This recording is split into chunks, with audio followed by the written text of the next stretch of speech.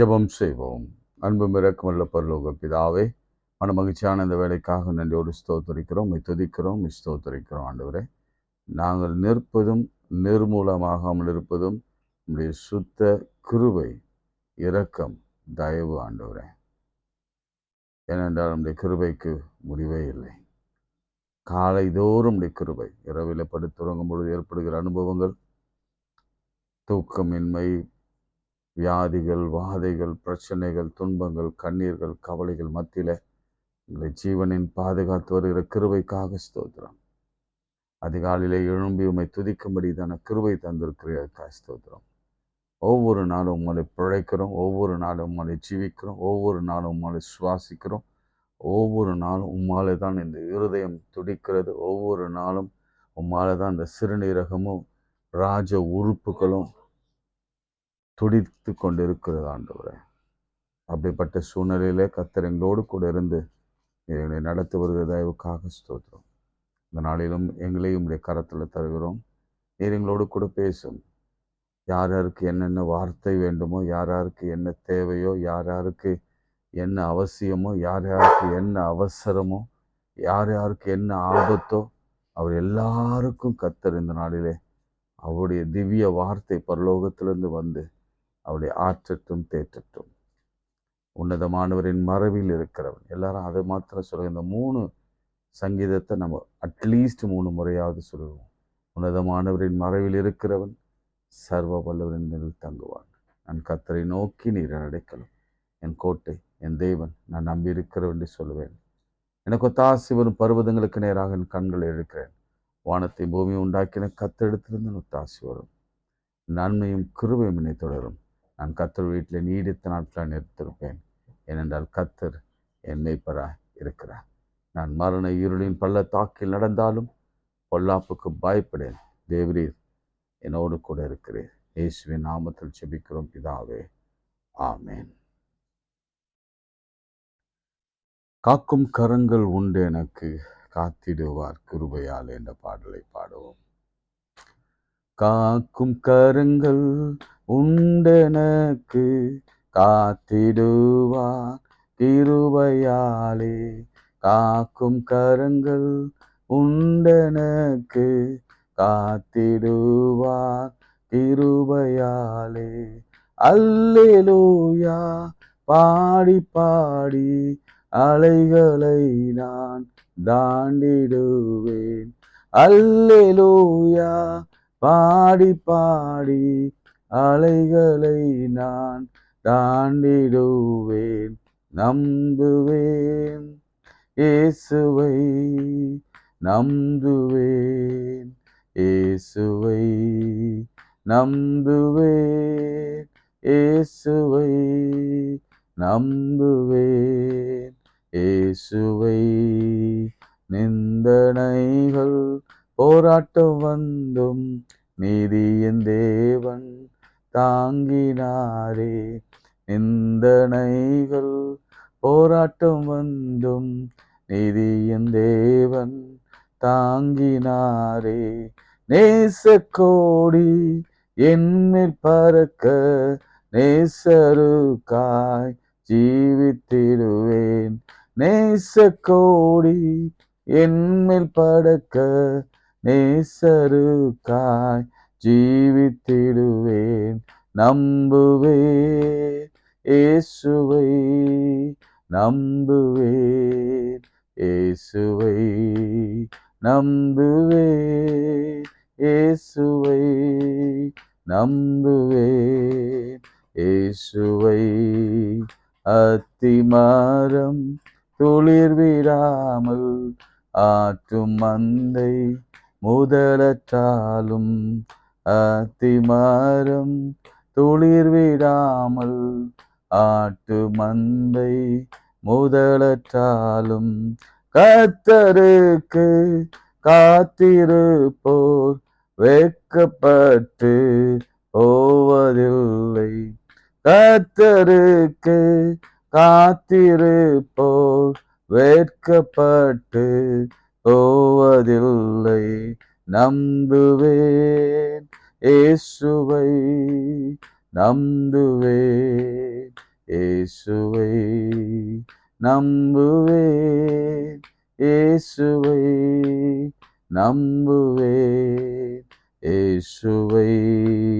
அத்திமரம் துளிர் விடாமல் ஆட்டு மந்தை முதலற்றாலும், அத்திமரம் துளிர் விடாமல் ஆட்டு மந்தை முதலற்றாலும், கர்த்தருக்கு காத்திருப்போர் வெட்கப்பட்டு போவதில்லை.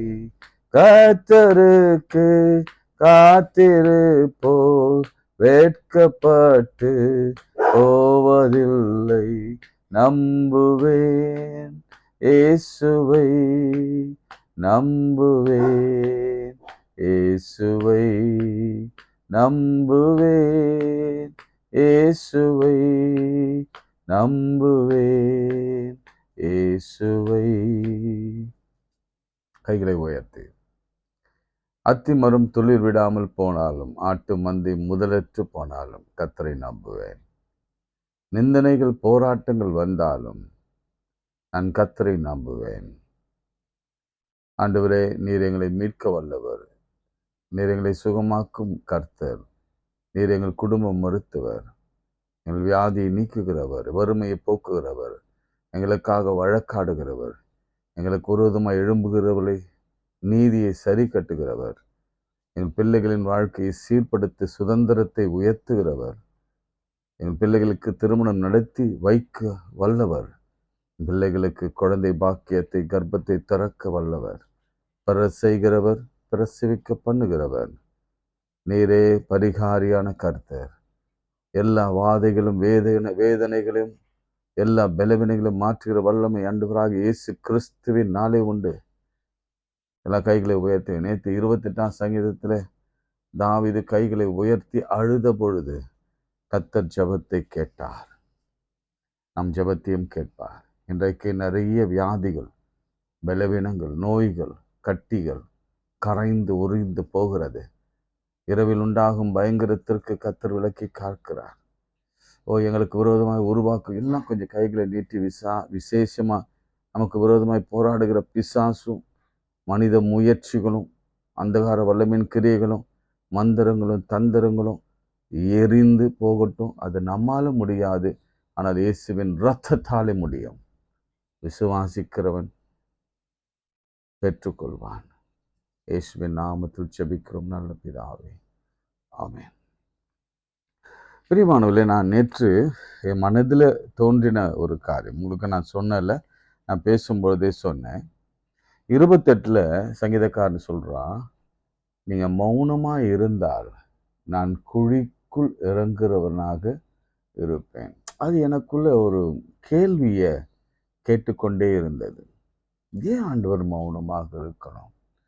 நேற்று சில விடைகளை நான் உங்களுக்கு சொன்னேன், காரணங்களை சொன்னேன். ஆனாலும் என்னாலே சமரசம் செய்து கொள்ள முடியல. இன்னும் ஆழமாய் அதை குறித்து சிந்திக்க சிந்திக்க சிந்திக்க முற்பட்டேன். சில காரியங்கள் என்னதான் ஜெபித்தாலும் சரி தாமதங்கள், சில காரியங்கள் என்னதான் நினைத்தாலும் ஜெபித்தாலும் உபவாசித்தாலும் கைகளை உயர்த்தி ஜெபித்தாலும் தோல்விகளை சந்திக்கிறோம். சில காரியங்களிலே வறுமை தலைவிரித்து ஆடுகிறது. சில காரியங்களிலே அடி மேல் அடி, தோல்வி மேல் தோல்வி, வியாதியின் மேல் வியாதி ஏன் வருகிறது என்ற கேள்வி எனக்குள்ளே இன்னும் ஆழமா இருக்கிறதுனால தான் இன்னும் வேதாகமத்தை இன்னும் தேடும்படியான ஒரு ஆர்வம் எனக்குள்ள வந்தது. நேற்று உங்களுக்கு கேட்டேன், உங்களிடத்துல நான் சொன்னேன், இப்படி ஆண்டவர் கண்டு கொள்ளாமல் இருந்த இடங்கள் எங்கே? நீங்களும் எனக்கு எழுதுங்க. நீங்களும் நான் சில காரியங்கள் சொல்லும்போது வர வர நீங்களும் ஒரு மாதிரி யோசிக்க ஆரம்பிச்சிட்டிங்க. என்னத்தை படித்து என்னத்தை நான் கேள்விக்கு பதில் எழுதி அது என்னதான் நடக்கும் அப்படின்னு நீங்கள் நினச்சிட்டிங்களோ ஒன்றும் தெரில. நிச்சயமாகவே அப்படி ஒரு நிலைக்கு போயிடாதீங்க. ஏன்னா நமக்கு வாழ்க்கையில் இதுதான் முக்கியம். பல விதமான பிரச்சனைகள், போராட்டங்கள், தோல்விகள் துவண்டு கூட நம்ம போகலாம். ஆனாலும் நமக்கு இருக்கிற ஒரே நம்பிக்கை கர்த்தர் தான், வேதாகமம் தான். நான் சொல்கிறேன், நீங்கள் இந்த உலகம் முழுவதும் ஆதாயப்படுத்தி கொண்டாலும் அதனால் இந்த வேதாகமம் இல்லைன்னா, நம்ம அதை விட்டுட்டோம்னா நமக்கு தான் ஒன்றுமில்லாமல் போயிடும். நமக்கு தான் ஆதாயம் இல்லாமல் போயிடும். அவருக்கு ஒன்றும் இல்லை, அவருக்கு ஒன்றுமே இல்லை. அவர் சர்வ வல்லவர். அதனால் நாம் விட்டுறாதபடிக்கு ஒருவேளை நான் ஏதாவது சொன்னேன்னா தயவுசெய்து முற்படுங்க. அது கட்டாயம் இல்லை, நானும் உங்களை கட்டாயப்படுத்தவும் விரும்ப மாட்டேன். அதனுடைய ஆர்வம் உங்களுக்குள்ளே வரணும். சரி, வேறு எங்கே ஆண்டவர் கண்டுக்காம இருந்தார், கேளாதவரை போல் இருந்தார் என்பதை குறித்து சிந்தித்த பொழுது ஆவியானவர் இந்த வசனத்தை நமக்கு காண்பித்தார். எடுத்துக்கொள்ளுங்க, மார்க் 6ஆம் அதிகாரம், மார்க் சாப்டர் 6, வசனங்கள் 45 முதல். ஒரு பெரிய அற்புதம் செய்துவிட்டு புருஷர் மாத்திரம் 5000 பேர் 5 அப்பம் 2 மீன்கள் அற்புதம் செய்துவிட்டு 45ஆம் வசனத்திலிருந்து நான் வாசிக்கிறேன். அவர் ஜனங்களை அனுப்பிவிடுகையில் தம்முடைய சீஷர்கள் படவில் ஏறி அக்கறைக்கு பெஸ்தாய்தாவுக்கு எதிராக தமக்கு முன்னே போகும்படி அவளை துரிதப்படுத்தினார். நல்ல கவனிங்க, ஆண்டவர் தான் பெத்சாய்தா ஊருக்கு போக வேண்டும் என்று துரிதப்படுத்தினார். நல்ல கவனிங்க, அனுப்பினது ஆண்டவர். சரிங்களா? ஜனங்களை அனுப்பிவிட்ட பின்பு ஜெபம் பண்ணும்படி ஒரு மலையில் மேல் ஏறினார். சாயங்காலம் ஆனபோது படகு நடுக்கடலில் இருந்தது, அவரோ கரையில் தனிமையாய் இருந்தார். அப்பொழுது காற்று அவர்களுக்கு எதிராக இருந்தபடியால் அவர்கள் தண்டு வடிக்கிறதில் வருத்தப்படுகிறதை அவர் கண்டு ராத்திரியில் 4ஆம் ஜாமத்தில் கடல் மேல் நடந்து அவ்விடம் வந்து அவர்களை கடந்து போகிறது போல காணப்பட்டார். கடந்து போகிறவர், பாஸ்ட் பை, கடந்து போகிறவரை போல காணப்பட்டார். ஏன் அப்படி காணப்படணும்? இப்போ வேகமா ஒருத்தர் நமக்கு உதவி செய்ய வர மாதிரி இருக்கு, வந்துட்டு ஒரு லெஃப்ட் எடுத்தோ ரைட் எடுத்தோ போயிட்டா அப்படி இருக்கும். இவங்க இரவு முழுவதும் பிரயாணம் பண்றாங்க. இப்போ வாழ்க்கையே பிரயாணம் தான். ஆண்டவர் தான் நம்மை தேர்ந்தெடுத்து இந்த பிரயாணத்திலே நம்மை நடத்துகிறவர். சரி, இந்த குடும்பத்துல வாக்கப்படு, இந்த குடும்பத்துல பிரவேசி, இந்த வேலையில நீ சேரு, இந்த ஊழியத்தை நீ தொடு, உனக்கு இந்த நண்பர்கள் உண்டு, உனக்கு இந்த உறவின் உண்டு, இந்த உடன்பிறப்புகள் உண்டு என்று ஆண்டவர் தான் எல்லாவற்றையும் நமக்கு கொடுக்கிறார் என்பதை நான் வைத்துக் கொள்ளலாம். அப்படி கொடுக்கும் பொழுது அது பயங்கர சமாதானமா இருக்கும் அப்படின்னு நீங்க நினைச்சீங்கன்னா அது உண்மை அல்ல. இங்க பார்த்தீங்கன்னா உங்களுக்கு புரியும். ஏன்னா வேதத்துல விளக்கங்கள் வெவ்வேறு விதமாக இருக்கும். இந்த இடத்துல கர்த்தர் அனுப்பினார். அப்போ டிஃபால்ட்டா அப்படி என்ன நடக்கணும்னா, கர்த்தர் அனுப்பும் பொழுது வழி சரியாக தான் இருக்கணும். ஆனா இவங்க அவர் அனுப்பின பொழுது சாயங்காலமான போது படகு நடுக்கடையில் இருந்தது. அப்போ ஒருவேளை ஈவினிங் ஒரு 3 o'clock அவர் அனுப்பி இருப்பார். அனுப்பிவிட்ட பிறகு அது சாயங்காலத்துல நடுக்கடை வரைக்கும் போயிடுச்சு. அவரும் அக்கறையில் தனியா இருந்தார். இப்ப நடுக்கடவுளிலே வந்த பிறகுதான் காற்று அவர்களுக்கு எதிராக இருந்தபடியினால், இன்று அநேக குடும்பங்களிலே காற்று எதிராக இருக்கிறது. நான் பார்க்கிறேன், இந்த 24 வருஷத்தை பார்க்கிறேன். உண்மையாகவே கண்ணீர் விட்டு கதற வேண்டும் போல இருக்கிறது. குடும்ப சூழல், கேள்விப்படுகிற காரியங்கள், என் காதுகளிலே கேட்கிற விண்ணப்பங்கள், இவையெல்லாம் நினைச்சா உண்மையாகவே ஒரு மரண இருள். ஆண்டவரே, இந்த போகும் பாதை அவ்வளோ வித்தியாசமான பாதை. எங்களால் ஒரு அடி கூட இங்கே நீங்கள் கவனிச்சேன்னா உங்களுக்கு தெரியும். அவங்க ரொம்ப கஷ்டப்பட்டு பிரயாசப்படுறாங்க, தண்டு வலிக்கிறாங்க. அவங்க ஒன்றும் சோம்பேறியாக இல்லை. அவங்க கை தேர்ந்தவங்க, அவங்க மீன் பிடிக்கிறதுல வல்லவங்க, அவங்களுக்கு காற்றின் திசை தெரியும், அவங்களுக்கு எல்லா ஆற்றலும் எல்லா டெக்னிக்ஸும் தெரியும். ஆனாலும் தண்டு விளைக்கிறதுல வருத்தப்படுறாங்க. சாயங்காலம் முதல் 4ஆம் ஜாமம் வரைக்கும். 4ஆம் ஜாமம்னா சாயங்காலம்னா நீங்கள் எதை சொல்வீங்க? 5 மணி சொல்லலாமா? 5லிருந்து 3 மணி வரைக்கும். 6, 7, 8, 9, 10, 11, 12, 1, 2, 3. அவங்க கஷ்டப்பட்ட நேரம் 13 hours. அதாவது 6, 7, 8, 9, 10, 11, 12, 12, 1, 2, 3, 13 hours. எவ்வளோ பெரிய கஷ்டம் இல்லை? ஒரு 10 hours ஆவரேஜாக 10 hours பயங்கர கஷ்டம். இன்னைக்கு 10 வருஷம் கல்யாணம் ஆனதிலிருந்து, வேலைக்கு போனதிலிருந்து, ஊழியத்தை தொடங்கினதிலிருந்து, அல்லது இந்த இந்த வேலையில சேர்ந்ததிலிருந்து நம்ம படுற கஷ்டம். இந்த வார்த்தைகள் தான் என்னை ரொம்ப தொட்டது. வருத்தப்படுகையில் எதிராக இருந்தபடியினால் தண்டு வலிக்கிறதுல வருத்தப்படுகிறத அவர் பார்த்தார். அவ்வளோ கஷ்டங்க. ஒரு வாழ்க்கையை நடத்தணும்னா, ஒரு குடும்பத்தை நடத்தணும்னா, ஒரு ஒரு ஒரு ஒரு வேலையை நடத்தணும்னா, ஒரு வியாபாரத்தை நடத்தணும்னா கண்ணீர் வடிக்கணும். இதுதான் இன்றைய சூழலுங்க. இதுதான் இன்றைய சூழல். இன்னைக்கு நான் உள்ளத்தின் ஆழத்திலிருந்து வேதனையோடு கூட இதை எங்களோடு கூட பகிர்ந்து கொள்கிறேன். ஒருவேளை நீங்க சுகமா இருந்தீங்கன்னா கர்த்தருக்கு ஸ்தோத்திரம். கர்த்தர் உங்களுக்கு நன்மையை செய்திருக்கிறார். அவரை துதித்து நல்லா பாடுங்க. ஆனா பெருவாரியா என்னை போல எங்களை போல இருக்கிறவர்கள் துன்பத்தில், துயரத்தில், வேதனையில், வறுமையில், வியாதியில், வியாகுலத்தில் இருக்கிறோம். உடனே சொல்லலாம், ஐயருக்கு இப்படின்னா எங்களுக்கெல்லாம் என்ன அப்படின்னு கேட்பீங்க. நாங்களும் மனுஷன்தான்.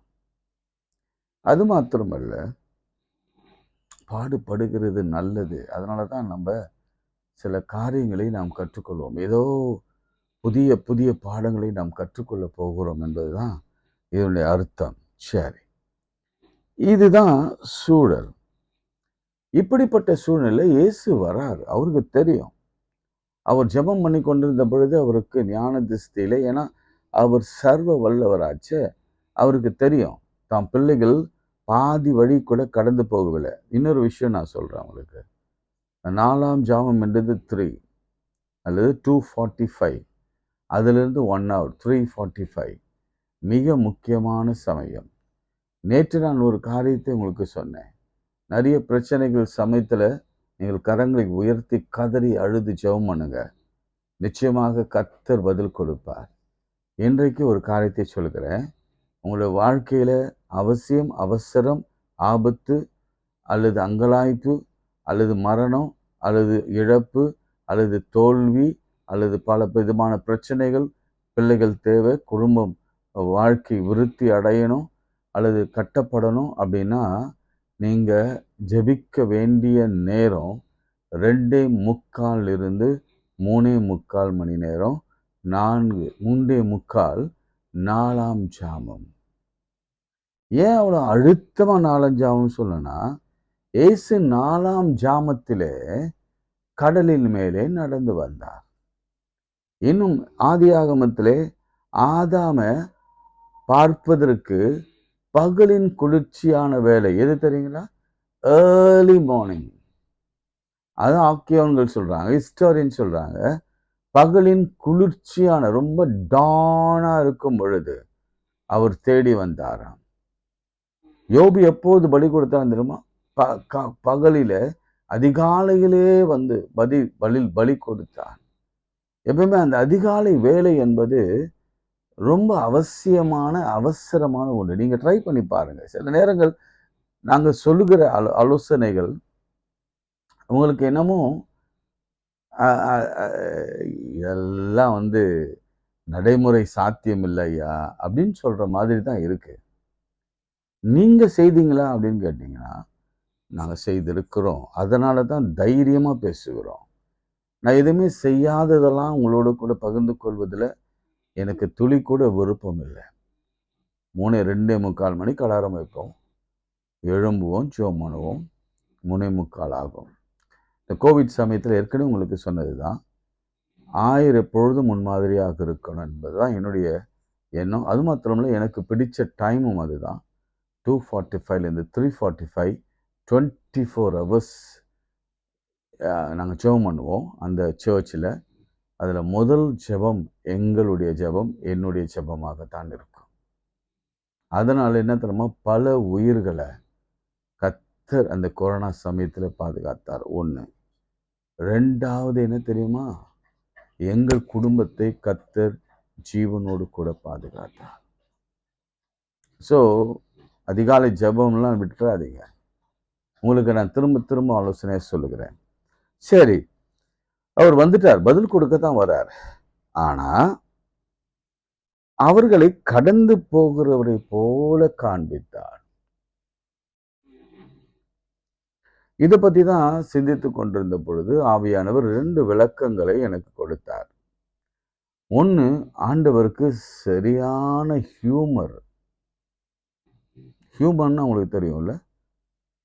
ஹியூமர்னா பூச்சாண்டி காட்டுற மாதிரி வச்சுக்கோங்களேன். ஃபார் எக்ஸாம்பிள், நம்ம அப்படியே இருந்து அப்படியே மறைஞ்சிருவோம், திரும்பியும் காண்பிப்போம், திரும்பியும் மறைஞ்சிருவோம், குழந்தைங்கிட்ட நம்ம விளையாடுவோம்ல, அந்த மாதிரி. இன்னொன்று கூட, போகலாம், இவங்களை பாஸ் பண்ணி போகலாம், இவங்களுடைய ரியாக்ஷன் என்னதான் அப்படின்னு பார்க்கலாம்.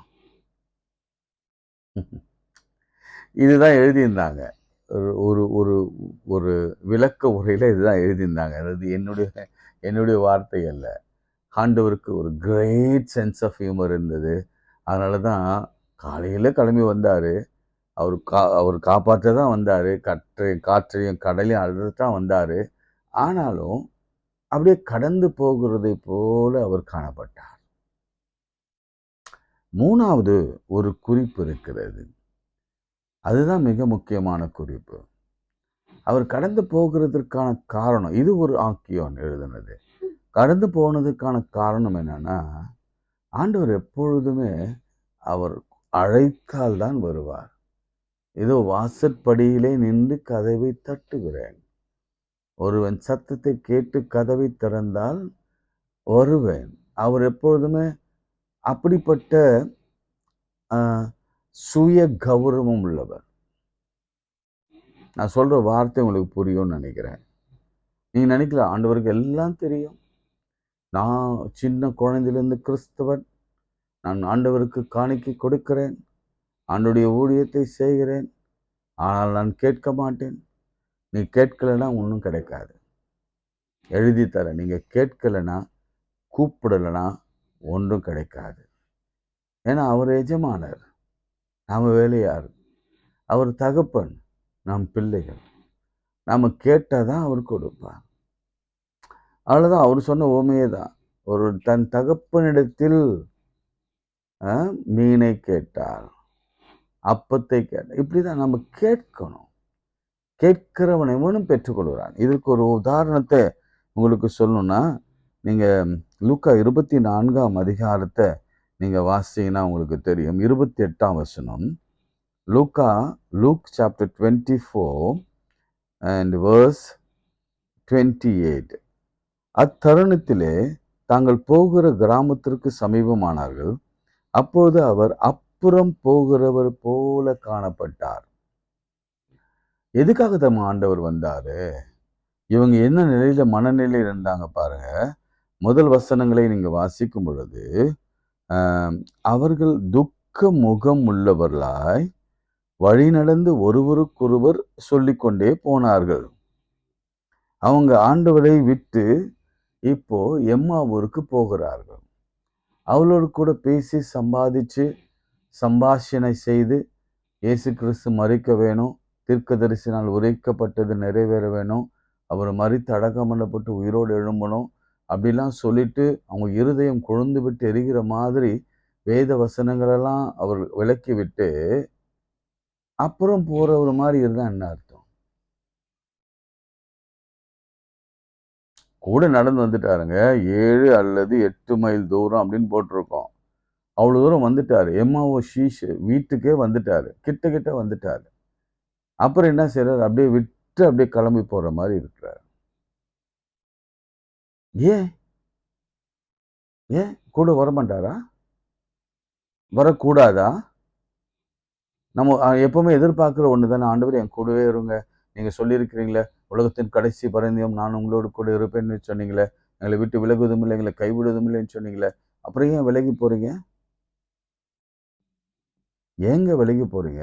ஏன் அப்புறம் போகிற போல போனோம், கடல்ல நடந்து வந்துட்டீங்க, கொஞ்ச தூரம் தான் படகு கிட்ட வரும்பொழுது ஏன் அப்படி தாண்டி போன மாதிரி போனீங்க?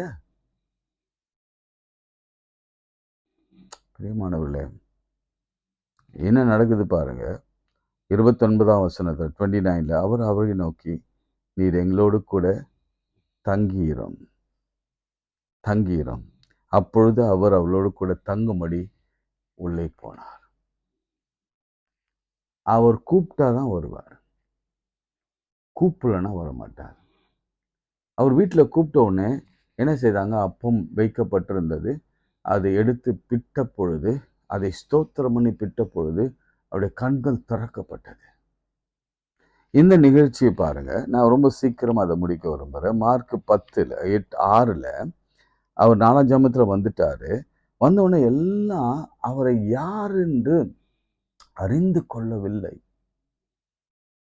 அனுப்பினவர்களை புரிந்து கொள்ளவில்லை. இயேசு தான் கடந்து போகிறார், நல்லாவே தெரியுது.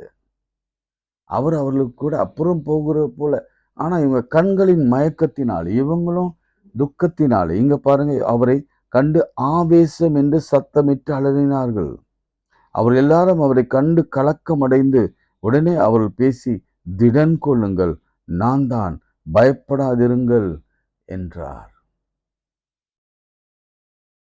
நம்ம ஆண்டவர் மேல வைக்கிற விசுவாசம் என்னங்க?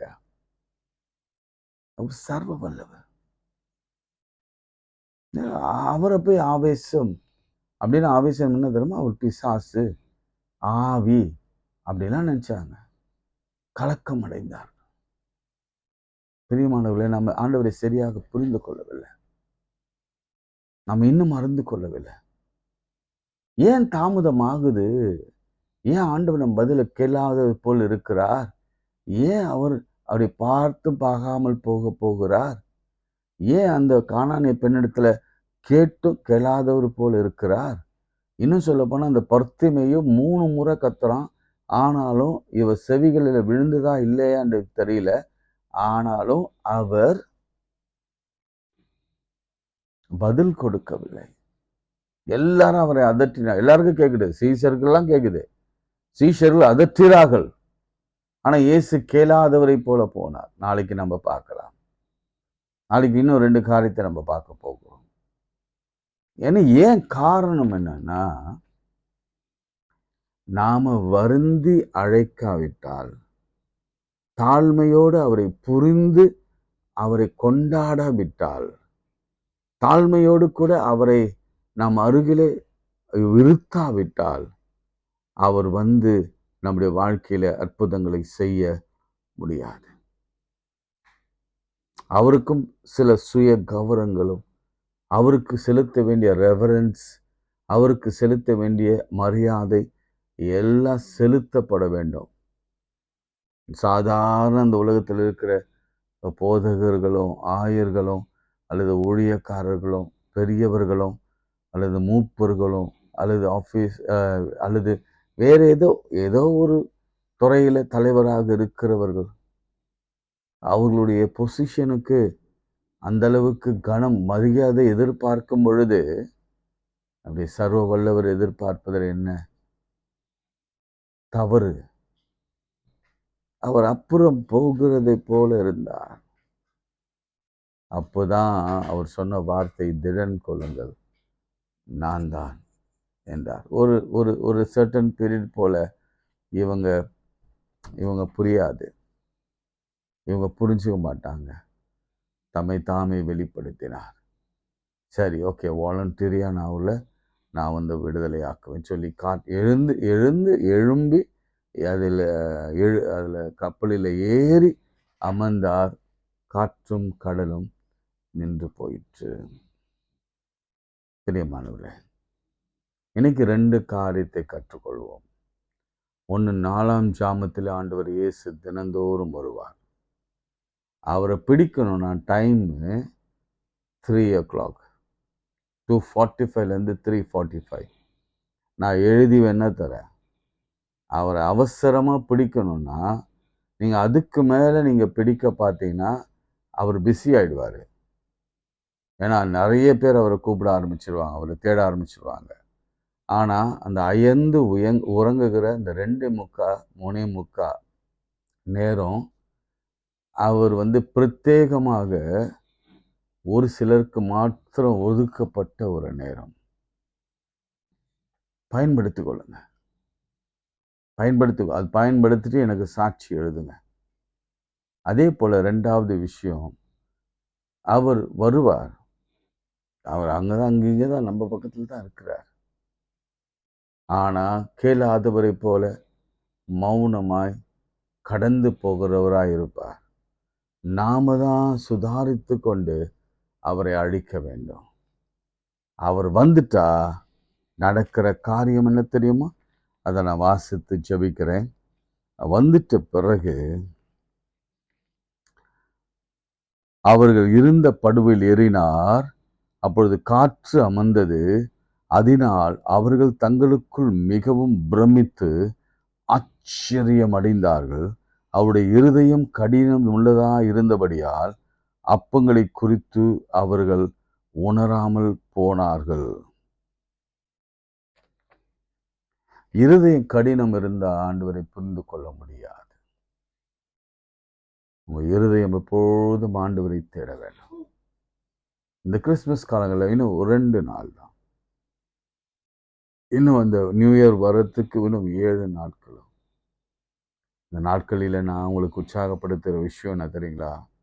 அதிகாலையில் இந்த வாரமாவது 2:45 எழுந்து ஆண்டவர் சமூகத்தில் நல்லா மூஞ்சி கழுவிட்டு உட்காந்து பல்லு வளக்கிட்டு உட்காந்து ஜெபம் பண்ண ஆரம்பிங்க. கடைசி 3 நாட்கள் எஸ்தரின் உபவாசத்தை வைங்க. 28, 29, 30. ஆண்டவரை தேடுங்க, அவர் தென்படுவார். அவர் அங்கதான் இருக்கிறார்.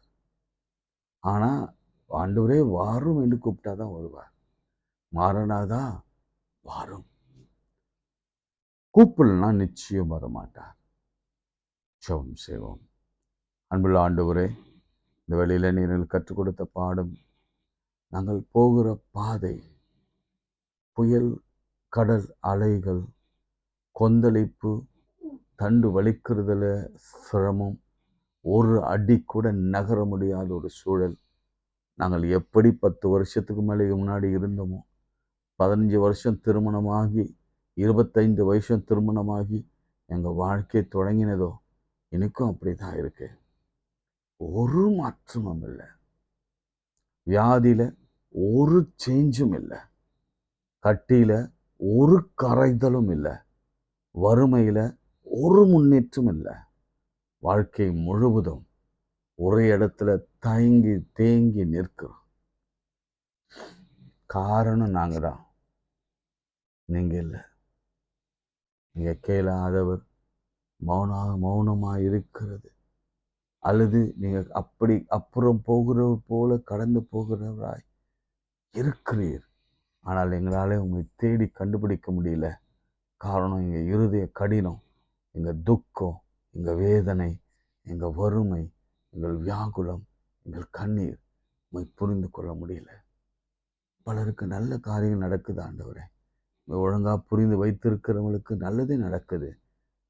அறகுறையாக புரிந்து வைத்திருக்கிறவங்களுக்கு சரியாக நடப்பதில்லை. இன்னைக்கு கர்த்தர் எல்லாவற்றையும் தலைக்கீழாக மாற்றி நல்ல காரியத்தை செய்து தாங்க. எங்களை தாழ்த்தி ஒப்படைக்கிறோம். இயேசுவின் நாமத்தில் ஜெபிக்கிறோம் பிதாவே, ஆமீன். உமது ஆண்டவராகிய இயேசு கிறிஸ்துவின் கிருபை, பிதாவாகிய தேவனுடைய அன்பு, பரிசுத்தாவின் ஐக்கியம் நம் அனைவரோடும் இன்னும் சதாக நிலைத்திருப்பதாக. ஆமீன். God bless you.